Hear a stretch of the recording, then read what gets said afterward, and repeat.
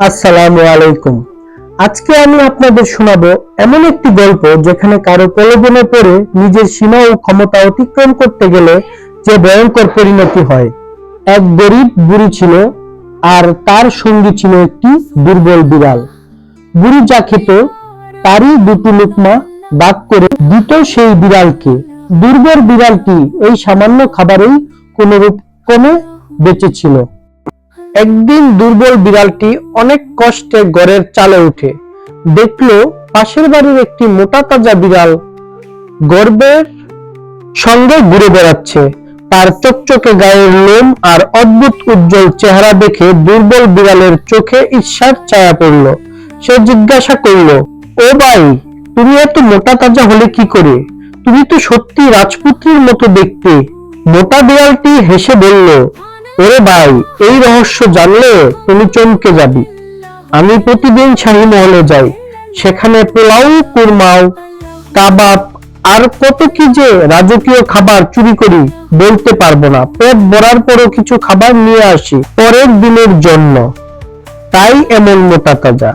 শাহী দস্তরখানের মজাদার খাবারের কথা শুনে দুর্বল বিড়ালটির জিভে জল এলো। সে ভয়ে ভয়ে বলল, ভাই, তোমার মতো ভাগ্যবান বিড়াল আমি দেখিনি, কিন্তু প্রতিবেশী হিসাবে তোমারও তো কিছু দায়িত্ব আছে।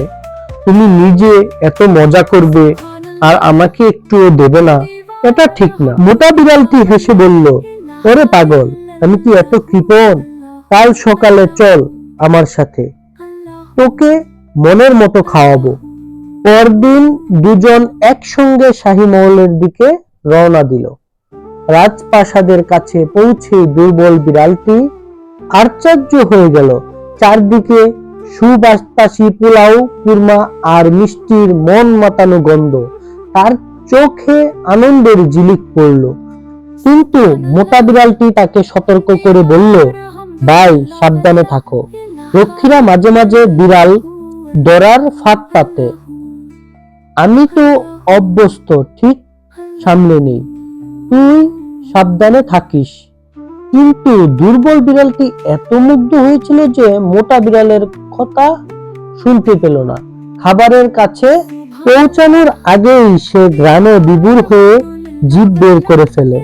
এদিকে শাহী মহলে বিড়ালের উপদ্রব বেড়ে যাওয়ায় বাদশাহ রক্ষীদের তীরন্দাজ নিযুক্ত করেছিল।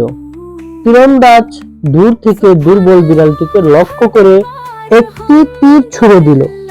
তীর বিড়ালটির বুকে লেগে সেখানেই তার জীবন শেষ হয়ে গেল। মোটা বিড়ালটি দূর থেকে এই দৃশ্য দেখে দুঃখ পেল, কিন্তু বুঝলো যে শাহী মহলের লোভ দুর্বল বিড়ালের জন্য কাল হয়ে দাঁড়িয়েছে। লোভে পাপ, পাপে মৃত্যু। কারো প্রলোভনে পড়ে নিজের সীমা ও ক্ষমতাকে অতিক্রম করতে গেলে পরিণাম সবসময়ই ভয়ঙ্কর